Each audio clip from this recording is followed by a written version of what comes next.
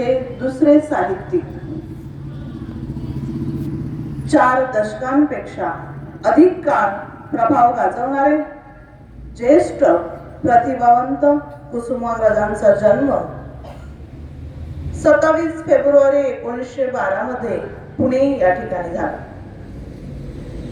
कुसुमाग्रजांचं नाव गजानन रंगनाथ शिरवाडकर.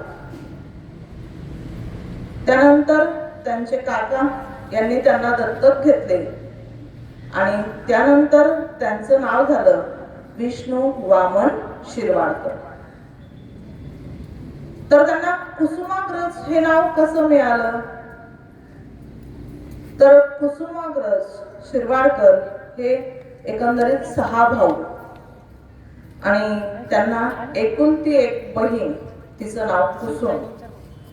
एकुलती एक बहीण असल्यामुळे सर्व कुटुंबामध्ये कुसुम खूप लाडाची होती आणि तिच्या अग्रज म्हणजे मोठे कुसुमाग्रज असल्यामुळे कुसुम नावाच्या बहिणीमुळे त्यांना नाव मिळालं कुसुमाग्रज.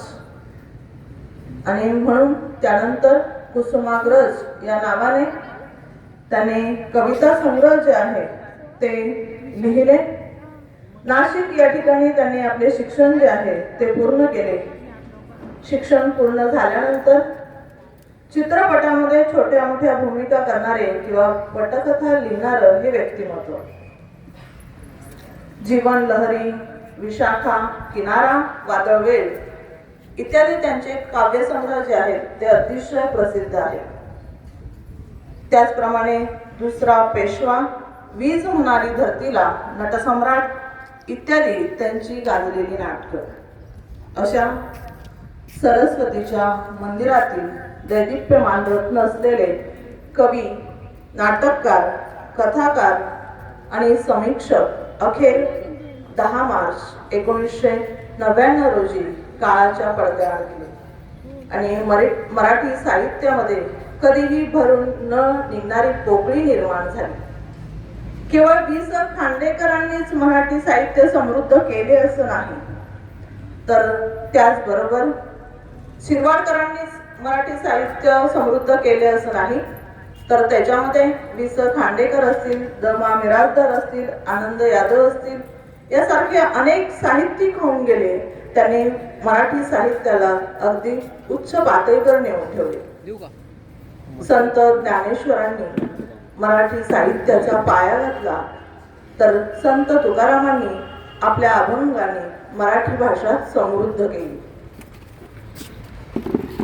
तर संत एकनाथांनी आपल्या भारुडांनी आपल्या मराठी भाषेला एक सौंदर्य प्राप्त करून दिलं. तर संत रामदास मराठी भाषेचे कळस झाले. आजही घराघरामध्ये संत रामदासांचे मनाचे श्लोक आपल्याला ऐकायला येतात.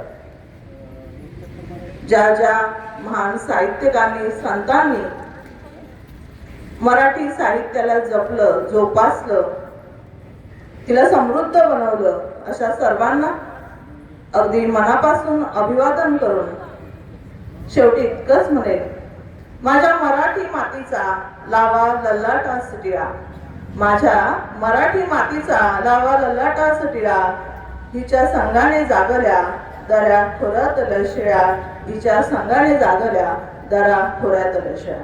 थँक्यू. धन्यवाद.